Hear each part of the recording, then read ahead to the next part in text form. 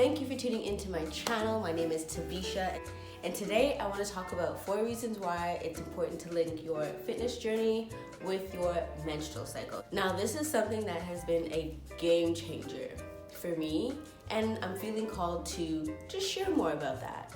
Not only is it important, not only have I realized how important it is for me to sync my cycle with my fitness journey, but also my life. Also my life and just how I go about things, because as women, I think it's super important for us to honor the cycles that our body moves through. And you know, we're in a society that doesn't really support that. But we're in a time now where the revolution will be televised and will not be televised. I don't know where I was going with that, but you feel me. Anyways, so this is something that has been super important to me because it's really just helped me stay on track. When you can honor your rhythm of this life, you'll always be on time. Things will always happen on time. Just staying in sync with yourself.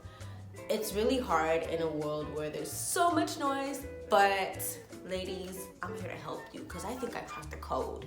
And for someone who has been in different forms of movement for as long as I can remember, this hack when it comes to my fitness journey specifically has been something that's been a game changer. So all right, enough rambling, let me get into it. All right, so first I want to talk about the phases of the menstrual cycle. So the menstrual phase, the bleeding phase, okay? Not a lot of movement usually happens around here, right? Because what's taking place, but it's recommended if you can. Some people could use this as a rest days. For me personally, what I like, sometimes if I feel like resting, I will, but I definitely wait until when my period isn't as heavy. So maybe like my 3rd day, I'm like, all right, let me do some Pilates. I've had periods where I wait until my last day to start exercising again, you know, like fully, like in the gym, like, but in between, I know I always have to stretch because of my cramps, so I'll do some like yoga. The day where I'm never usually moving on my period is my 2nd day because it's the heaviest and there's just absolutely no way that's happening, and maybe some of you ladies can relate to me out there. But it's really, this is the phase where you want to use your discernment. It could be a rest period or it could be a light movement period. That's really up to you and how you feel. You know, they say if you have cramps, like moving your body really does help. I know some people right now are like, girl, what are you talking about? Because I've also seen, you know, in some cases where you have cramps and you're bedridden, it's too much. So this is just a phase where you really want to just like listen to your body, because this is just, the bleeding phase is the discernment phase, period. So we'll leave it there.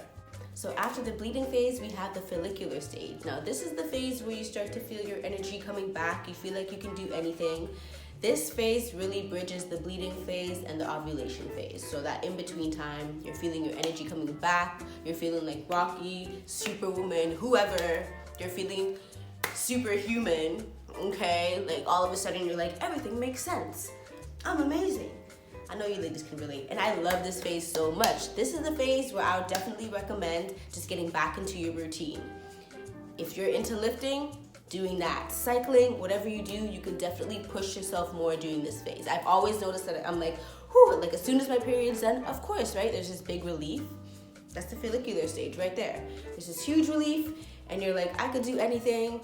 Back on your grind, back on the scene, outside. That's how it feels. Like you just feel unstoppable. This is the phase where you really want to dive harder into your training, whatever that might be. You might just even reset your fitness schedule or your fitness cycle. For me, being a holistic fitness instructor, it's important for me to have different forms of movement. And I highly recommend that for anyone that's on a fitness journey, because sometimes being stuck in one form of movement, it's not for everyone, you know? Say one day you can swim, one day you can cycle, one day you can do a HIIT class. Like, I feel like it's important on your fitness journey to have variety, because that's what keeps consistency. And if that's not for you, that's okay. If sticking to one thing is for you, do that. But what I've noticed, and I feel like what stopped people from really you know, pursuing fitness more is because they feel like it needs to like look a certain way, and it's like, no, as long as it feels good to you and it works for you, that's all that matters, because fitness is not one size fits all. But I'm so sorry to go off on a rant about that. That's why I just love talking about this, because I feel like from my experience and from what I've seen, you're more successful when you can have freedom and when you really love what you're doing. When you feel caged in and the routine just like doesn't work for you, like the routine sometimes can just be doing different things, and sometimes the routine for people is just the same thing. You know, you just gotta find your own groove, and I'm just passionate about that, so I just want to get y'all excited about that too, because that's just what's helped me stay consistent on my journey. But yes, the follicular stage, on and popping.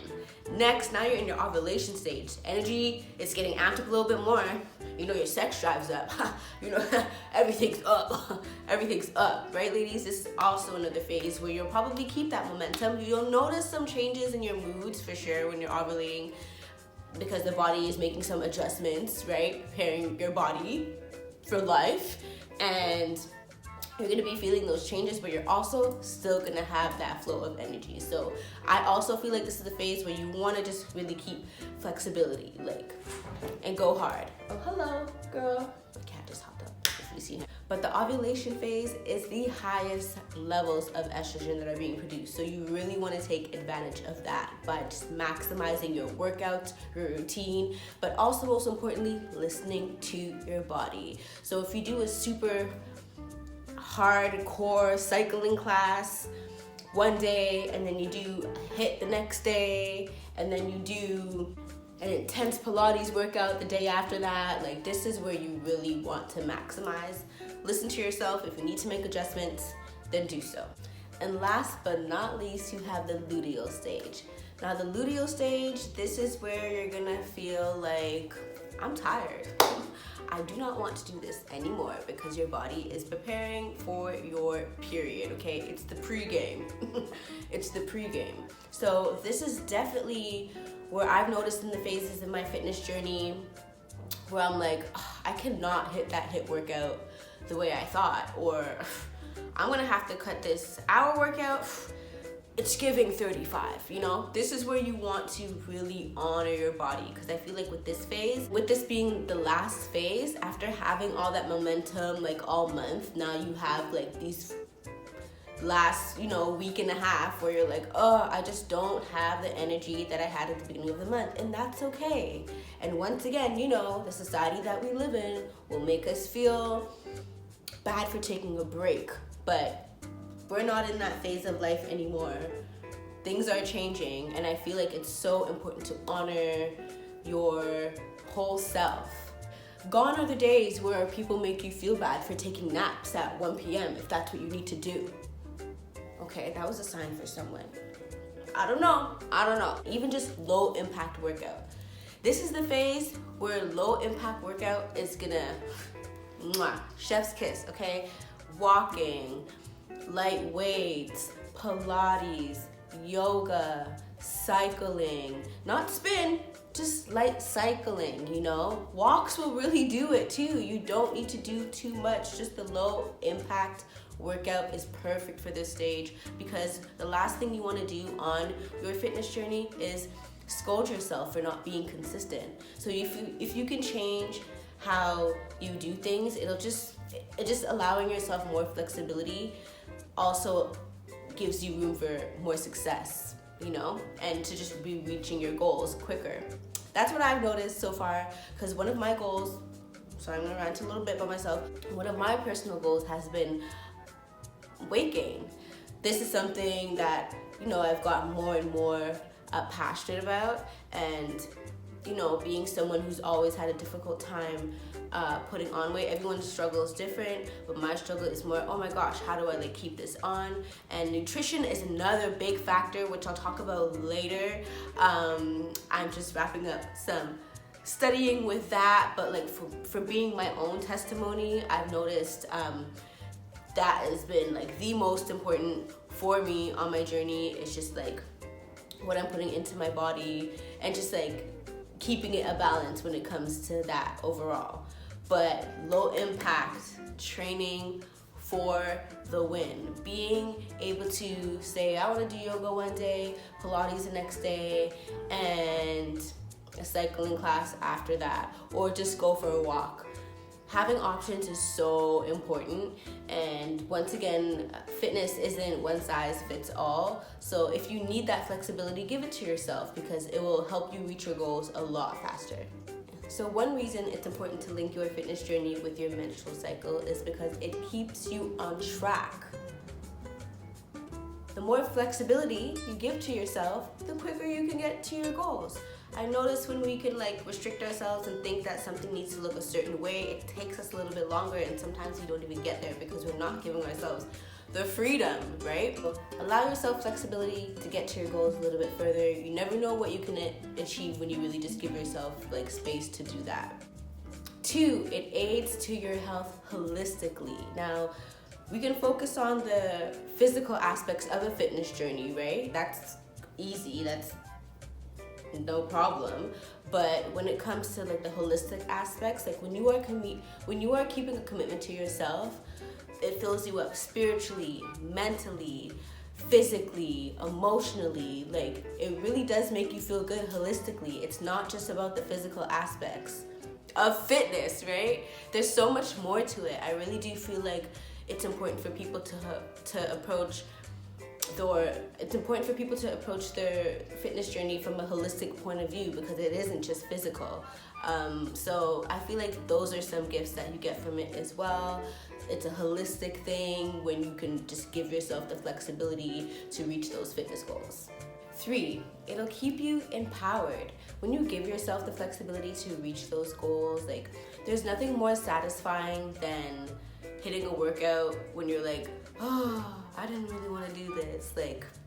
Your body never regrets it, so it'll definitely keep you empowered. Even on the days when you're doing the low impact workouts, there's still no difference. When you're giving yourself that flexibility, it'll really keep you empowered on your journey.